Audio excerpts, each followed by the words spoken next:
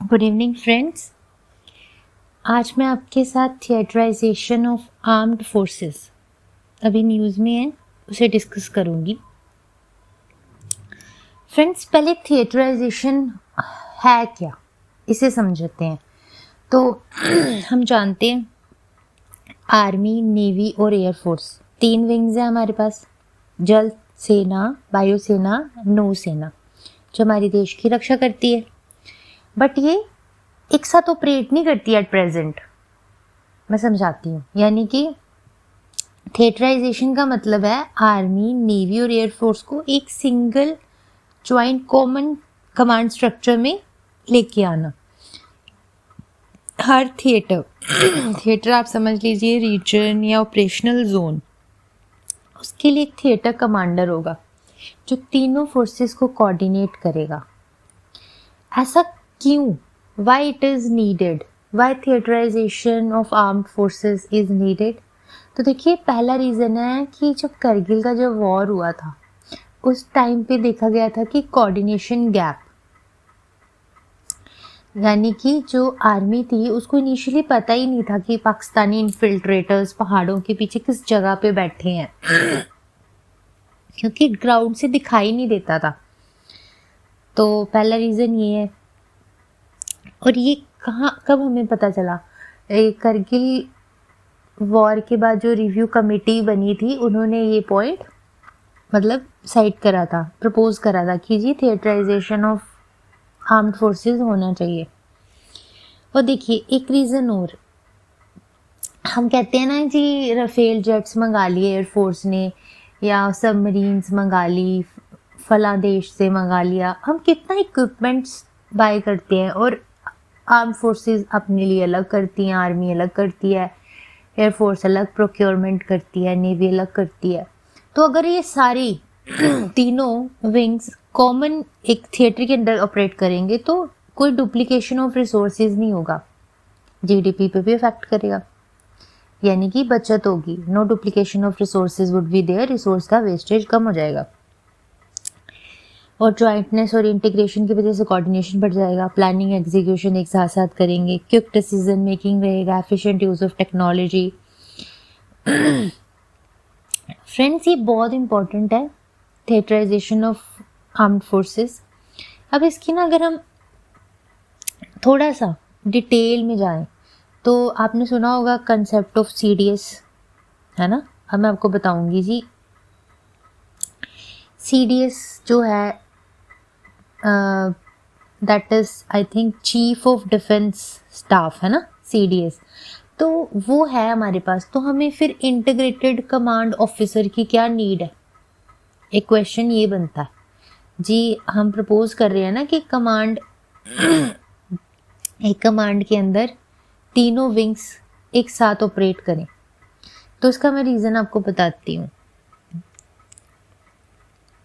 देखो, जो अपने सीडीएस हैं, चीफ ऑफ डिफेंस स्टाफ, वो प्लानिंग लेवल पे हैं एंड पॉलिसी लेवल पे कोऑर्डिनेट करते हैं, मतलब इन तीनों विंग्स के साथ। बट ग्राउंड लेवल पे, इम्प्लीमेंटेशन लेवल पे, ऑपरेशन लेवल पे थिएटर कमांडर होता है जो रिस्पॉन्सिबल होता है।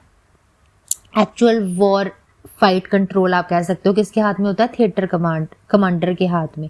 इसलिए जो प्रपोज करी गई है कि जी थिएटर कमांड्स बनेंगी तो हर एक कमांड के लिए एक डेडिकेटेड थिएटर कमांड ऑफिसर होगा। तो ये छोटा सा मैंने आपको डिफरेंस बताया। अगर आपसे कोई पूछे कि सीडीएस तो है ये चीफ ऑफ डिफेंस स्टाफ जो तीनों विंग्स में कोऑर्डिनेट कर रहा है तो वाई वी नीड एक और एक्स्ट्रा पोजीशन, तो ये आप रीज़न दे सकते हैं। तो एक और आप रीज़न आप लिखिए जो मैं आपको बताती हूँ। कौन कौन सी कमांड प्रपोज करी गई हैं और क्या एट प्रेजेंट हमारे पास कोई ज्वाइंट थिएटर कमांड है? तो जी रीज़न आप ये दे सकते हैं कि देखिए, अभी तो हमारे पास अंडमान एंड निकोबार में हमारे पास ज्वाइंट थिएटर कमांड है जो वहाँ से ऑपरेट कर रही है। वहाँ पे हमारे पास तीनों आर्मी, नेवी और एयरफोर्स कोस्ट गार्ड्स के साथ उसे इंटीग्रेटेड ट्राई सर्विस थिएटर भी कहा जाता है, पोर्ट ब्लेयर में है, that is operational, already it is working. और फ्यूचर में जो प्रपोज्ड है that is western theatre command Pakistan border के लिए, northern theatre command that is for China border, and maritime theatre command पूरे इंडियन ओशन के लिए इट इज़ प्रपोज्ड। तो फ्रेंड्स ये बहुत इंपॉर्टेंट है, इसे आप कवर कर आज मैं आपके साथ जियो टैग्ड बिल्डिंग्स के बारे में बात करूंगी। जियो टैगिंग क्या होता है? Geo tagging, Jio tagged buildings, why it is in news, इसके क्या बेनिफिट्स हैं, हम डिस्कस करते हैं।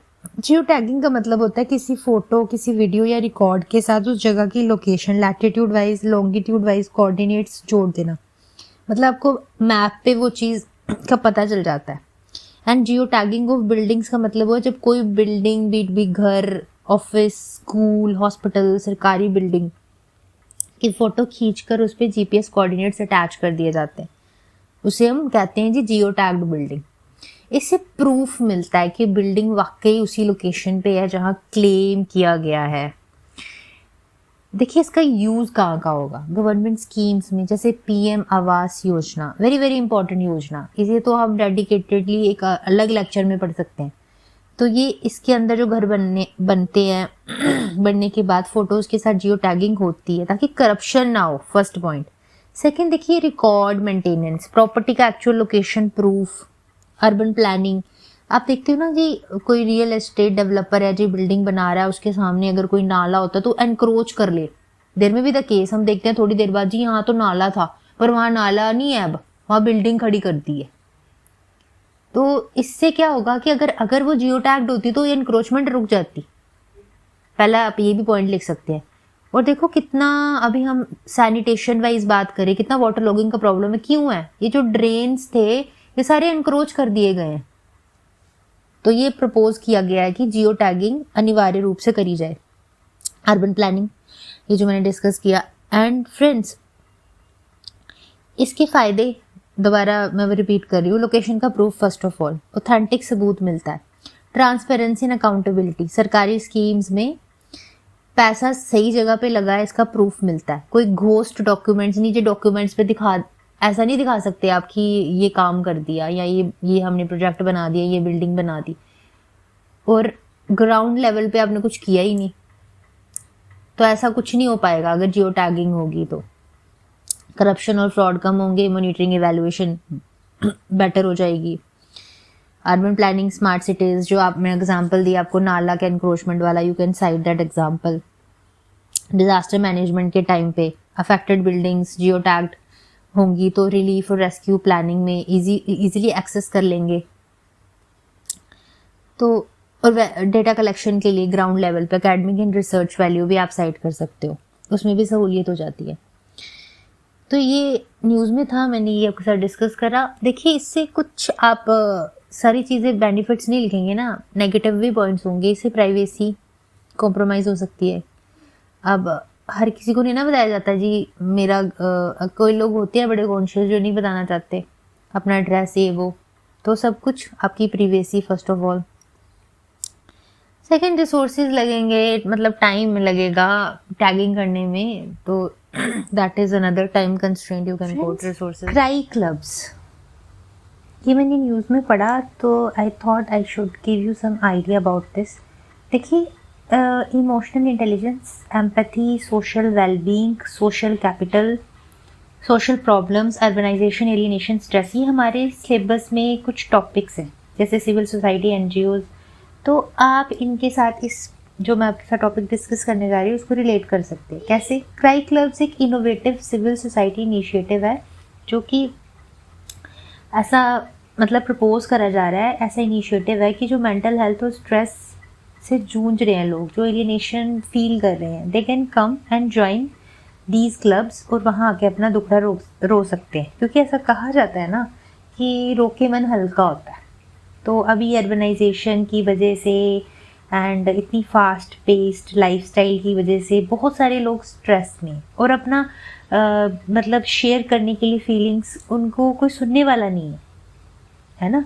ऐसा कहा जाता है ना कि आजकल कोई आपको सुनना नहीं चाहता, और अगर सुनता भी है तो अपनी अपनी सुनाना पहले चाहता है. The art of listening is getting vanished and other person who is listening to you, वो वेट कर रहा होता है कि कब अपनी बात खत्म कर दो और मैं इसको सुना दूँ जी अपनी बात, है ना. तो इन चीज़ों को ओवरकम करने के लिए क्राई क्लब्स पुणे, मुंबई, बैंगलोर ऐसी सिटीज़ में ऑलरेडी ऑपरेशनल है और आने वाले टाइम में हो सकता है और भी सिटीज़ में आ जाएं. तो आप ये मतलब कोट कर सकते हैं जब कोई आपसे पूछे इस सिलेबस में आपके जो मैंने टॉपिक्स आपको बताए इनके related, you can quote this example, है ना. This is the space, cry clubs is as मतलब this is the space where people release their emotions and support each other.